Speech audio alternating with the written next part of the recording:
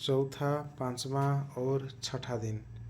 महाभारत युद्ध का चौथा दिन में क्या हुआ था और फिर पांचवा दिन में क्या हुआ और छठा दिन में क्या हुआ, लिसन केयरफुली।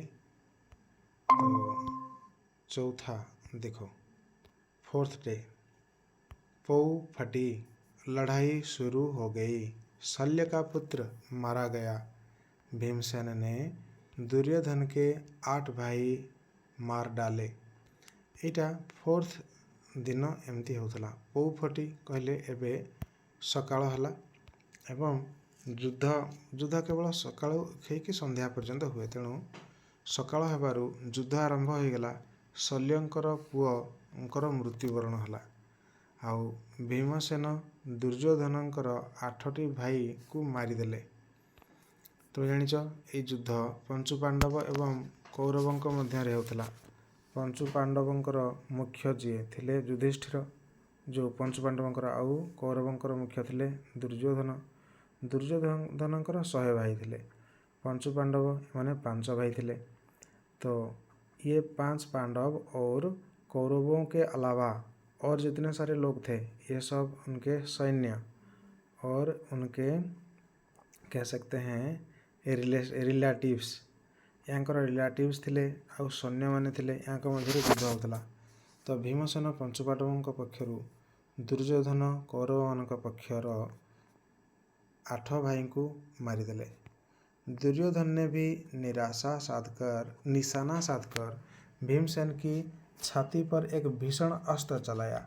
भीमंकर छाती को एक भीषण अस्त्र मारिले दुर्योधन। चोट खाकर भीम मूर्छित सा होकर रथ पर बैठ गया। तो एते जोरे आघात पाई से रथ पर मूर्छित बसी पड़िले। अपने पिता का यह हाल देखकर घटोत्कच के क्रोध का ठिकाना न रहा। ता निज बापांकर यही अवस्था देखी घटोत्कच जे भीमंकर पुओ थिला, से सह्य करि पाइलेनी। से क्रोध का ठिकाना न रहा, खूब क्रोधित हले। वह आपे से बाहर हो गया और उसने भयानक युद्ध शुरू कर दिया। आपे से मीन्स ये जो युद्ध क्षेत्र, प्रत्येक गोटे गोटे अंचल युद्ध करथांती, सेठू बाहरी आसला एवं से भयानक युद्ध करने को लगिला। घटोत्कच के भीषण आक्रमण के आगे कौरव सेना टिक न सकी। तो घटोत्कचंकर जो भीषण आक्रमण कौरव सेना सह्य करि पारिले नाही, ता सामना रे से सम्मुखीन हो पारिले नाही। सेना को विह्वल होते देखकर भीष्म ने युद्ध बंद कर दिया और सेना लौटा दी। तो भीष्म सेनापति थिले। ये युद्धर आरंभ तांको सेनापतित्व दायित्व दिया जाइथिला। सी जितेबाला देखिले सैन्य माने एणे तेणे दौड़ा लगी, से पारु नाहांती सम्मुखीन, तेणु युद्ध बंद करके लौटी पलि आसिले। उस दिन की लड़ाई में दुर्योधन के कितने ही भाई मारे गए। से दिन युद्ध रे दुर्योधनकर किछि भाई मृत्युवरण करथिले। चिंताग्रस्त दुर्योधन अपने शिविर में जाकर व्यथित हृदय से बैठ गया। चिंताग्रस्त एवं दुर्योधन जाइकी निजर शिविर जो विश्राम नापी स्थान सेठारे जाइकी बैठ गया। सेठा जाइकी विश्राम नेले। उसकी आंखें भर आई, तार आखि झलझल हो गला। संजय कुरुक्षेत्र के मैदान का आंखों देखा हाल धृतराष्ट्र को सुनाता जाता था। तो एठारे कुरुक्षेत्र रे जो मैदान पड़िया रे जहाँ जहाँ होता सेटा संजय निजे देखी पारुथिले। तो सेटा से धृतराष्ट्र को शुणाउथिले। धृतराष्ट्र अंध थिले, तांको किछि देखा जाउ नथिला, तो तांको बताउथिले।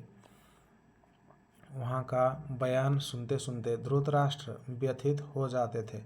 सेठार खबर शुणी शुणी धृतराष्ट्र टिके व्यथित हो उठुथिले। वह दुख उनकी सहन शक्ति से भारी हो जाता था। से दुख तांकर सहन शक्ति माने सह्य करवा शक्ति ठारू मध्य अधिक हो जाउथला। तो वह कुछ कह सुनकर अपना शोक भार हल्का कर लेते। तो किछि कहिकी एवं किछि शुणिकी निजर ए शोक जो दुखर जो कष्ट को लाघव करुथिले। दुर्योधन बड़ी देर तक विचार व्यथित माने कौन? व्यथित दुखित। तो एबे दुर्योधन बड़ी देर तक विचारों में डूबा रहा।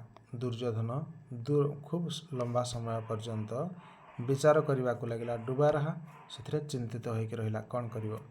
इसी प्रकार सोचते सोचते उसे नींद आ गई। यहीपरि भाबु भाबु ताहाकू निद आसीगला। चतुर्थ दिन रात्रि रे समय विश्राम नाले।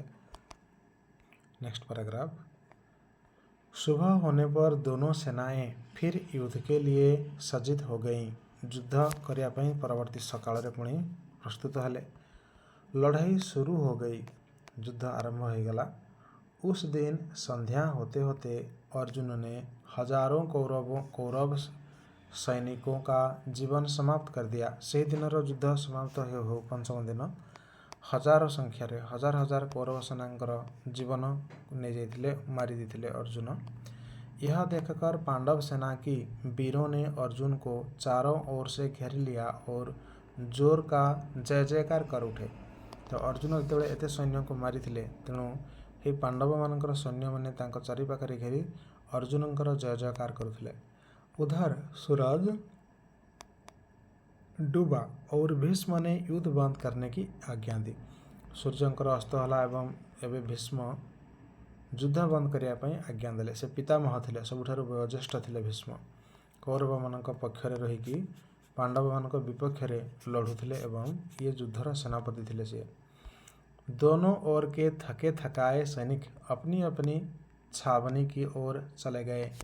उभय पार्श्वर थकी जाइथिबा टायार्ड सैनिक माने निज निजर छावनी विश्राम कक्ष को फेरीगले। छठे दिन सवेरे युद्ध छिड़ते ही दोनों तरफ की जनहानि बड़ी तादाद में होने लगी। छठे दिन 6th डे युद्ध जो आरंभ होला, उभय पार्श्वर दोनों तरफ से जनहानि बड़ी तादाद बहुत अधिक संख्यार लोक मानकर मृत्यु होगा लगला। पर अंत में द्रोण ने वह तबाही मचाई कि पांडव सेना के पांव उखड़ गए। किंतु शेष द्रोण तांकर गुरु द्रोण जी कौरव मान पक्ष रहीकि ये जो पांडवंकर विपक्ष लड़ाई करुले, से एते जोर रे आक्रमण कले जे पांडवों के पांव उखड़ गए। अर्थ पांडव मैंने निज गोड़े आउ छिड़ा होगा समय पाइलेनी, तांकू हालिया करदेले। इसके बाद तो अंधाधुन युद्ध होने लगा।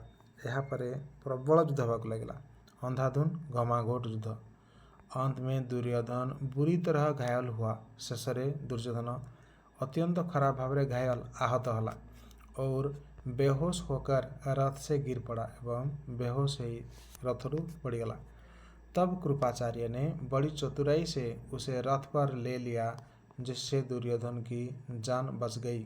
तापर कृपाचार्य थे सी कौरव पक्ष अटंती। दुर्योधन को रथरू नहीं पड़े, जहाँफल दुर्योधन बंचीगला। आकाश लाल हो चला, तमने एवं सूर्य अस्त हबार समय। सूरज डूबना ही चाहता था, फिर भी कुछ मुहूर्त तक युद्ध जारी रहा। सूर्य ठीक अस्त होगा लगुले। युद्ध किछ समय चलिला। सूर्यास्त के बाद युद्ध समाप्त हुआ।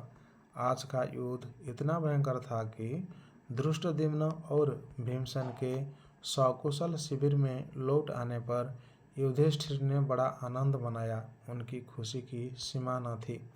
ये जो धृष्टद्युम्न एवं भीमसेन ये दुज जाक जो पंचु पांडवंकर पक्ष अटंती, युद्ध एते घमाघट थिला जे ए दुज फेरी आसिले। तार यांकर राजा थे युधिष्ठिर। युधिष्ठिर खूब खुशी हेले जे जा हो आज तो फेरी तो आसिल सकुशल रे।